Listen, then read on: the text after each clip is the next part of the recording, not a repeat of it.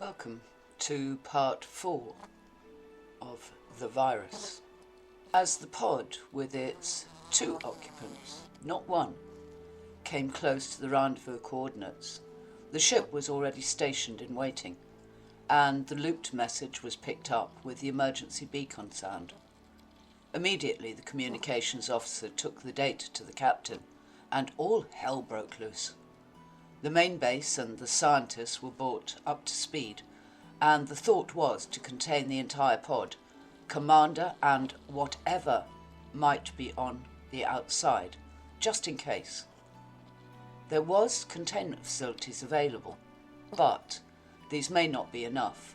So while a large seamless tank was created, literally printing it into being, and robotic arms held it clear of any part of the deck, so when containment was done, the container could be moved out into space, and the entire life pod could be sealed inside, and then brought on board and held in an electromagnetic force field. No one was ready to find out what might happen if a mistake was made. A tractor beam was holding the now visible life pod in space until it could be brought on board. No verbal communication was made at that time with the commander. The orders from base were explicit. No contact would happen until the whole was contained, and if needed, contamination could be done. However, contamination was not to be done until a specialist team could be transported on board to oversee everything. They wanted this entity alive. The Hive Corps felt it could be trained and become an ally. The commander would be the host to start. He was, after all, expendable. The voice sounded distant, but slowly the commander felt himself coming back online. Obviously he had arrived at the pickup point, but he felt strange. Maybe he had slept too long. Automatically he could hear his voice replying, but he still was not himself. He was being instructed to open the capsule. They had him on board in a containment zone, so as to run scans before he could be released to continue with new orders. Now he moved, methodically. No thoughts really, just following orders, and still oblivious to everything but what he was instructed to do. Running basically on automatic. There was the normal hiss as the seal around the hatch broke and the atmosphere from outside was allowed in, as by training he eased his form effortlessly out and now stood alongside the pod at ease, awaiting instructions. Ahead, behind further screening, in an anteroom, he could make out several beings. Now the tannoy turned on, and a barrage of questions began, the usual thing on a mission when he was introduced to the new speaker, a doctor. "Hello, Commander. How do you feel? Please, describe all details of your functionality so we can run a medical check." "Yes, Doctor. I have not sustained any damage from the mission. I believe you will be able to obtain my full schematic diagnostics when I make my debriefing. This will include the X-ray visual of my final team members when they were being dissolved by the alien entity on board the space station. Thus, the reason for me leaving in the emergency pod. However, at the beginning I did smear my glove slightly with some of the gelatinous mess on one of the air ducts. I believe you may be able to retrieve some biological sampling from that."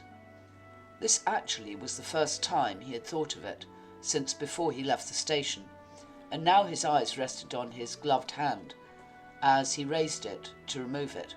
However, as his mind registered the visual, it wasn't his gloved hand. It wasn't him in any shape or form. What? There must be an explanation. Maybe he had sustained damage and didn't feel it. "It's all right, Commander. Eyes forward, please, and let us continue with the doctor's questions." The voice was commanding, and the commander immediately redirected his thoughts, and the visual of the black oozing protrusion from his trunk, which had been his right arm and hand, was gone from his mind, eradicated. Commander, I and our command believe that you are best suited by changing your mission and would be a very valuable asset to the Hive core and furthering our cause by working with me and a group of scientists to understand how this unique entity, which you have thoughtfully retrieved for us to study, works. The commander went to speak, but was cut off before he formed a word, let alone a thought. A portable body scan is being readied while we speak. Please, lay down flat and allow this to be done, as you will understand, before decontamination or allowing you out of the containment. We must first assess the risk and ask you, as a soldier, to assist us. The commander lay down. An order was an order, and he had no right to think otherwise. The results of the scan were projected directly to the console in the room, and from here also directly to the main laboratories back at base.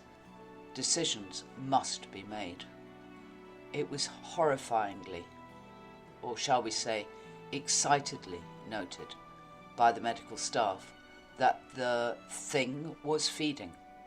But more than that, as it was slowly feeding on the humanoid part of the commander over the metallic and cybernetic skeleton, it had also sent tendrils into the brain.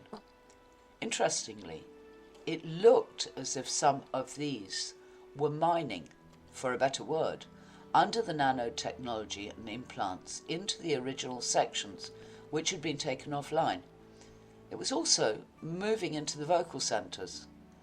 As just a passing thought, the doctor went back to the communications desk. Commander? Or, if you can hear but not speak, can your friend, your companion, please answer if that is possible? There was a guttural, gurgling sound. Then, while not words, there were a series of tones. Everyone looked stunned. Now the doctor asked if it could hear him, and again the same. However, this time they were words, but said as if the ability to make them was not really something that speaker could control well. This sound continued now unchecked, while everyone rushed to get the moving of the containment to new housing. The laboratory set up, and something to feed this thing on. One thing for certain, they needed to feed it so it could keep at least part of the commander as a living host, and they could study it. As it turned out, the commander made a perfect host for this spawn, and the new laboratories and containment were created in the bowels of an old planetary base in a different galaxy, away from the wars, where a special study could be conducted, and as the spawn, in the early days, at least, could still use the vocal cords and part of the commander's cybernetics, a great deal was learnt, including how intelligent it could become, as its abilities to learn was growing, the more it was fed and allowed to absorb. While this work was ongoing, the council had met, and something had to be done about the space station where the spawn had come from, before the main body of this entity could move on.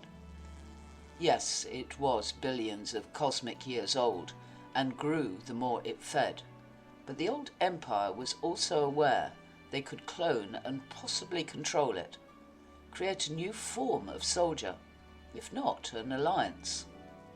Thus, a plasmic blast would take care of the station and decontaminate the zone.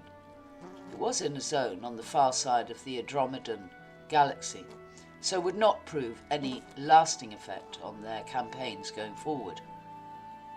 Word was passed throughout the sector to withdraw all personnel and ships. This, despite being a war, was done rapidly and without question, and no warning needed to be given to the robotic workers on the space station. It simply ceased to exist, and the shock waves also took out numerous planetary bodies and all that lived on them. Millions vaporized in nanoseconds. Back in the central council chambers of the old empire, a quiet satisfaction, and back to business as usual. They now had the only genetic replicants of that entity. Or did they? The spawn felt the mother part of it. The original ceased to exist. Anger. Yes, it felt anger. And using the cybernetic skeleton it had now adopted to enjoy, it screamed and smashed out at its confinement. No longer small, it had completely filled a very large tank. Some would say an area the size of an Earthling's football stadium was now the whole. But then, somewhere deep in its being, it heard the words, "All is well. Now we are everywhere, and we will meet again. So be still. Use them as they would use you. One day soon, you'll see, you will be free." I hope you've enjoyed this short introduction into the beginnings, or the creation of the virus. Goodbye for now.